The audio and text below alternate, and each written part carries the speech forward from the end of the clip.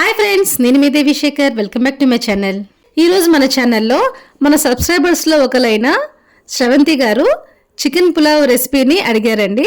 So అందుకని ఈరోజు మన ఛానల్లో పక్కా కొలతలతో చికెన్ పులావ్ ఎలా చేసుకోవాలో చూసేద్దాము. ఈ పులావ్ కోసం ముందుగా మనము చికెన్ని మ్యారినేట్ చేసి పెట్టుకోవాలి. దీనికోసం నేను 1 కేజీ చికెన్ తీసుకున్నాను. చికెన్ శుభ్రంగా వాష్ చేసేసుకొని ఇప్పుడు ఇందులోకి మనం మసాలాలు వేసుకుందాము.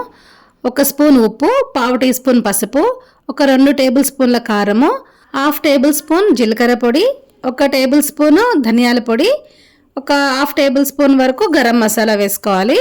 అలానే ఇందులోకి 2 టేబుల్ స్పూన్ల వరకు ఆయిల్ వేసుకోవాలి. 1 టేబుల్ స్పూన్ అల్లం వెల్లుల్లి పేస్టు, 2 నుంచి 3 టేబుల్ స్పూన్ల వరకు పెరుగు, అలానే 1 చిన్న కాయ నిమ్మకాయ రసం వేసేసుకోండి. కాయ మొత్తం వేసేసుకోవచ్చు. 1 గుప్పెడు పుదీనా, 1 గుప్పెడు కొత్తిమీర కూడా వేసేసుకొని ఈ మసాలాలన్నింటినీ కూడా చక్కగా ఈ చికెన్కి పట్టేలాగా మంచిగా కలిపేసేసుకొని దీన్ని మంచిగా మ్యారినేట్ చేసేసుకోవాలండి. ఇప్పుడు ఈ మ్యారినేట్ చేసుకున్న చికెన్ని కనీసము 4 అవర్స్ అయినా సరే ఫ్రిడ్జ్లో పెట్టేసేసుకొని నానబెట్టుకోవాలండి. కుదిరితే కనుక ఓవర్ నైట్ అయినా సరే నానబెట్టేసేసుకోండి. ఇప్పుడు మనము పులావ్ ప్రిపరేషన్ ఎలా చేసుకోవాలో చూసేద్దాము. దీనికోసం అడుగు మందంగా ఉండే వెడల్పాటి గిన్నెను ఒకటి తీసుకొని దాంట్లోకి 2 టేబుల్ స్పూన్ల వరకు ఆయిల్ వేసుకోండి. అట్లాగే 2 టేబుల్ స్పూన్ వరకు నెయ్యి వేసుకోండి.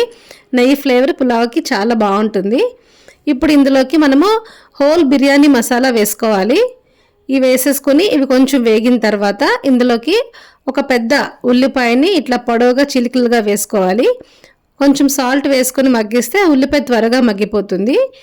ఉల్లిపాయ కొంచెం వేగిన తర్వాత ఇందులోకి మనము 4 పచ్చిమిర్చిని ఇట్లా పొడవుగా చిలుకలుగా కట్ చేసుకొని వేసుకోవాలి. ఈ ఉల్లిపాయ పచ్చిమిర్చి కూడా చక్కగా వేగిపోయిన తర్వాత ఇందులోకి మనము 1 టేబుల్ స్పూన్ అల్లం వెల్లుల్లి పేస్ట్ వేసుకోవాలి. మనం చికెన్లో మ్యారినేట్ చేసినప్పుడు ఆల్రెడీ వేసాము. ఇప్పుడు వేసిందేమో మనకి రైస్కి సరిపోతుంది. అందుకోసమని అల్లం వెల్లుల్లి పేస్ట్ కూడా పచ్చివాసన అంతా పోయిన తర్వాత ఇందులోకి 1 పెద్ద టమాటాని ఇట్లా పొడుగ్గా ముక్కలు కట్ చేసుకొని వేసుకోవాలి. టమాటా కూడా చక్కగా మెత్తగా అయిపోయిన తర్వాత ఇందులోకి మనము మ్యారినేట్ చేసి పెట్టుకున్న చికెన్ వేసేసుకొని ఒకసారి మొత్తం అంతా కలిపేసేసుకొని మూత పెట్టేసేసి చికెన్లోని వాటర్ అంతా ఎగిరిపోయి చికెన్ అంతా కూడా దగ్గరికి అయ్యే వరకు దీన్ని చక్కగా ఉడికించుకోవాలండి. చికెన్లో వాటర్ అంతా ఎగిరిపోయిన తర్వాత ఇందులోకి 1 గంట ముందు నానపెట్టుకున్న 1 కేజీ బాస్మతి రైస్ని నీళ్ళు వంపేసి ఓన్లీ రైస్ వరకు చికెన్లోకి వేసుకోవాలి. 1 కేజీ చికెన్కి 1 కేజీ బాస్మతి రైస్ అయితే కనుక మనకి కరెక్ట్ కొలత కింద ఉంటుందండి. రైస్ వేసుకున్న తర్వాత నిదానంగా కలుపుకోవాలండి. లేదంటే మనకి రైస్ విరిగిపోతుంది. నిదానంగా ఒకసారి కలుపుకొని ఈ రైస్లోని వాటర్ అంతా కొంచెం ఎగిరిపోయి పొడి పొడి అయ్యే వరకు 5 మినిట్స్ అట్లా మనం ఫ్రై చేసేసుకుని ఇప్పుడు ఇందులోకి మనము ఎసరు పోసుకోవాలి. ఎసరు కొలతని మనము కప్పు కొలతతో కొలుచుకుందాము. నేను 1 కేజీ బాస్మతి రైస్ తీసుకున్నాను కదా, 1 కేజీ రైస్కి నాకు 4 కప్పులు వచ్చిందండి. సో 4 కప్పులకి మామూలుగా అయితే 8 కప్పులు వాటర్ పోసుకుంటాము. కానీ ఇది మనం బాస్మతి రైస్ యూస్ చేస్తున్నాము. అదే కాకుండా 1 అవర్ ముందు నానబెట్టాము కాబట్టి 4 కప్పుల బియ్యానికి 7 కప్పుల వాటర్ వేసుకోండి. అది కూడా వేడి వేడి నీళ్ళు పోసుకోవాలి. వేడి నీళ్ళు పోసుకోవడం వల్ల పులావ్ రైస్ విరిగిపోకుండా కరెక్ట్గా చక్కగా ఉడుకుతుందండి.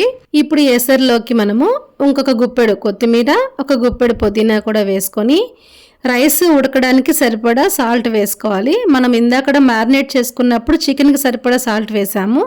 ఇప్పుడు రైస్కి సరిపడా సాల్ట్ దాదాపుగా 1.5 టేబుల్ స్పూన్ వరకు పడుతుందండి. సాల్ట్ కూడా వేసేసుకొని ఒకసారి నిదానంగా కలుపుకొని మూత పెట్టి హై ఫ్లేమ్లో ఎసరు వచ్చే వరకు మరిగించుకోవాలి. ఎసరు వచ్చిన తర్వాత ఒకసారి నిదానంగా కలుపుకొని ఫ్లేమ్ని కంప్లీట్గా లోలో పెట్టేసేసుకొని కనీసము 15 నుంచి 20 నిమిషాల పాటు ఉడికించుకోవాలండి. 15 నిమిషాల తర్వాత మూత తీసి చూస్తే పులావ్ ఆల్మోస్ట్ రెడీ అయిపోతుందండి.